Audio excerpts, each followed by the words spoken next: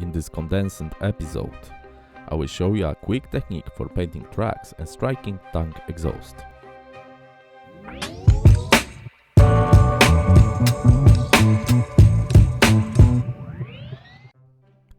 Weathering paints are heavily pigmented, ultra-matte paints in 3 colors of rust. I apply them with a sponge, slightly different from the technique for chipping. Here I put a strong, wet layers. The tank tracks were covered with mahogany or dark brown primer, and this is basically the base for the next steps. The most necessary tool in the workplace, the hairdryer, greatly reduces the time it takes to move on to the next step. I proceed in the same way, only with a medium shade. With the light rust color, I make just a few dots which I suppress again with dark rust color.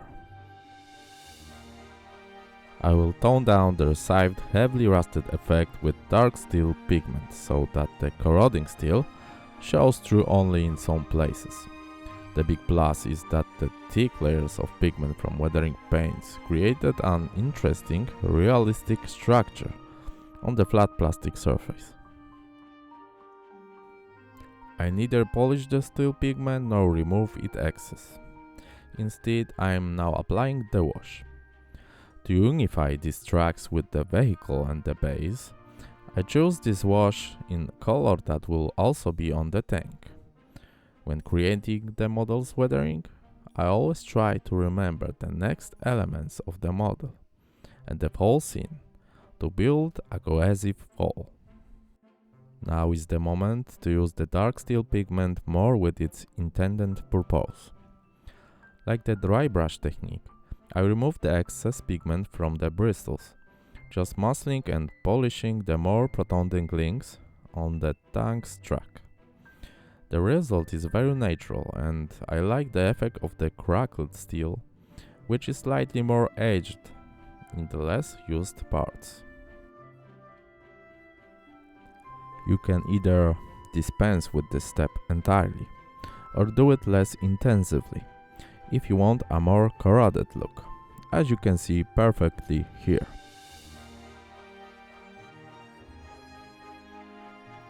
Weathering paints are very versatile, and I applied them with a sponge a moment ago, but they also work perfectly without dilution in an airbrush. Let's see what effects can be achieved with this tool. First up is the burnt steel base, an excellent choice for painting any kind of exhaust systems or burnt armor. In the case of my exhaust muffler, which is on the outside of vehicle, I thought it would be a cool effect to do something between the usual rust coating and the spot heated, almost red hot look of steel. Taking advantage of the remaining burned metal in my airbrush, I dug around a bit on barrel's exhaust and surrounding panels on the turret.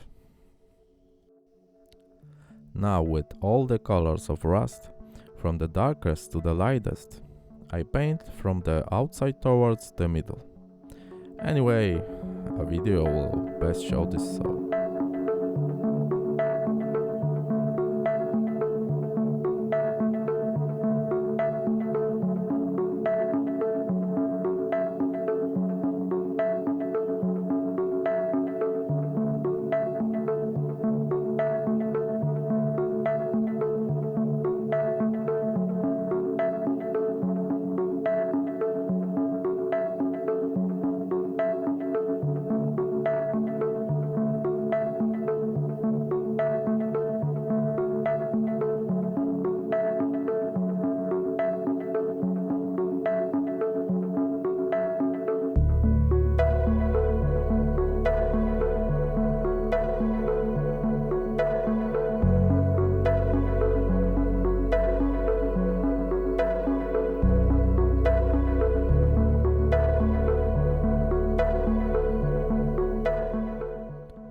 touch of pigment top, and it's time for the final review. I would also like to thank our wonderful patrons who check and read the content on www.modellersworld.com. modelersport.eu. Now also in downloadable PDF form. More parts of the how-to guide are coming soon.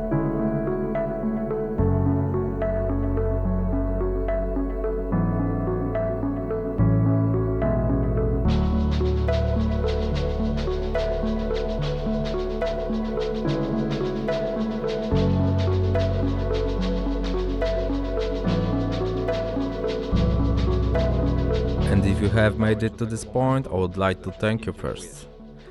Our channel is a fresh project and I hope it will grow and I will be able to publish new videos with as much frequency as possible. I won't deny that running a business in this industry and as the owner of the Modellers World brand, I'm concerned not only with providing you education and entertainment but also with the company's development in these difficult times, especially in businesses in Poland. So if you think it's worth supporting us, you can do so by becoming a patron of this channel. You'll read all about everything on our online platform where you can find our product store and a blog with all the content just for patrons. There you will also read more about the details. I hope that with your help we can create a channel of the quality which our products are famous for. And one thing more, you will get access to the basic content for patrons for a month free with every product purchase you will make from our website. Remember, we sell with direct shipping worldwide, so no matter where you're from, you can support modeling culture and our Modellers World. Thank you.